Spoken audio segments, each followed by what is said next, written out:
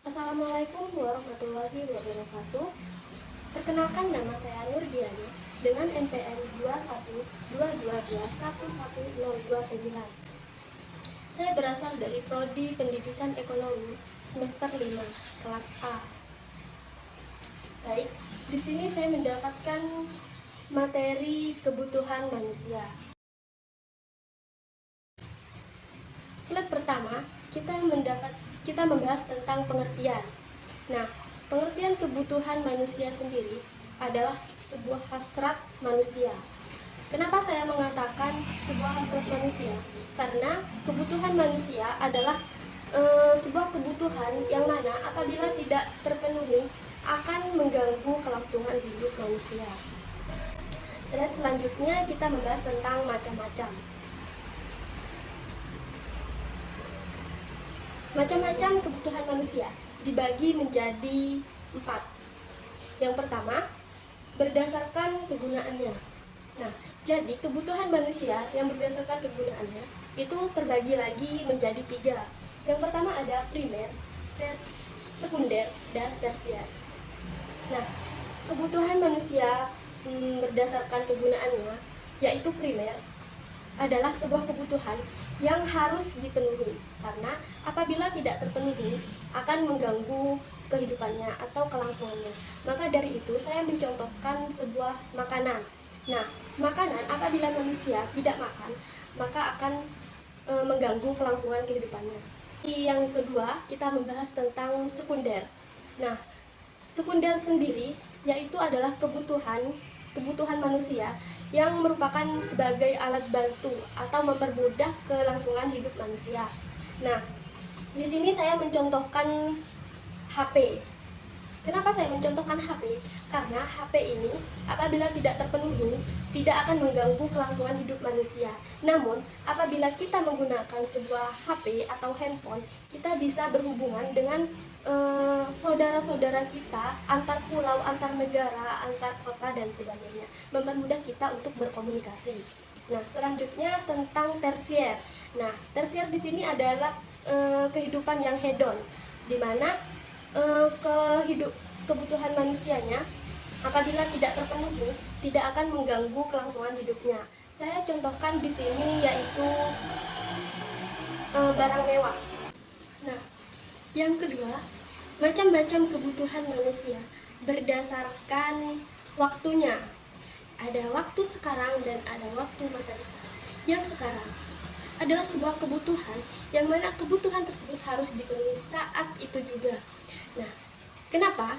Karena apabila tidak terpenuhi pada saat itu juga, maka sangat mengganggu terhadap kelangsungan hidupnya. Saya mengambil contoh di sini obat. Nah, kenapa saya mengambil contoh obat? Karena orang sakit pada saat itu juga membutuhkan penanganan obat. Nah, yang kedua kita membahas tentang masa depan.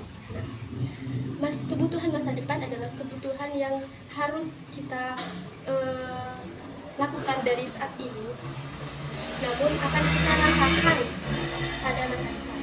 Contohnya pendidikan. Apabila kita belajar dari sejak dini, maka kita akan mendapatkan banyak pengetahuan di masa depan yang insya Allah akan menjadi bekal kita untuk sukses di masa depan.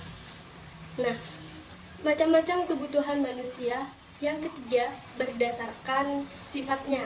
Nah, yang pertama berdasarkan sifatnya itu ada jasmania. Jasmania di sini berhubungan dengan kesehatan badan kita. Nah, contohnya tidur.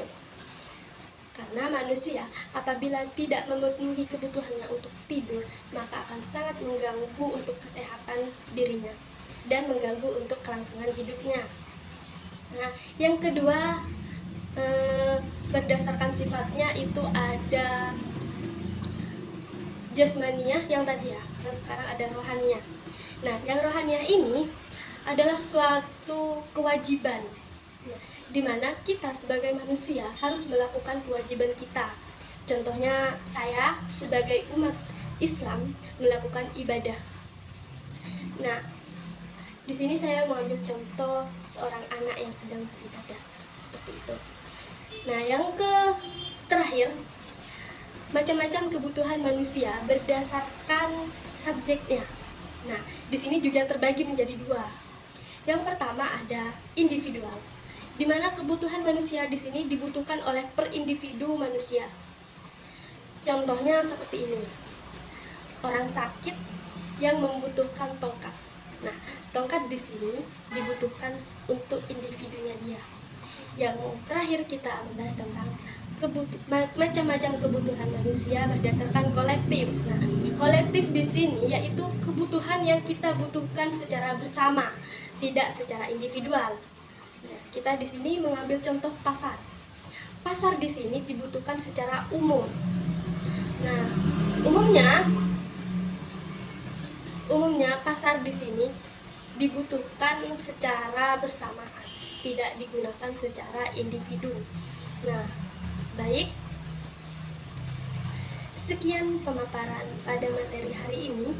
Saya ucapkan banyak terima kasih untuk para audien yang telah menonton video saya. Terima kasih banyak atas waktunya. Atas segala kekurangan atau tutur kata yang salah yang tidak sengaja saya ucapkan, saya mohon maaf sebesar-besarnya. Wassalamualaikum warahmatullahi wabarakatuh.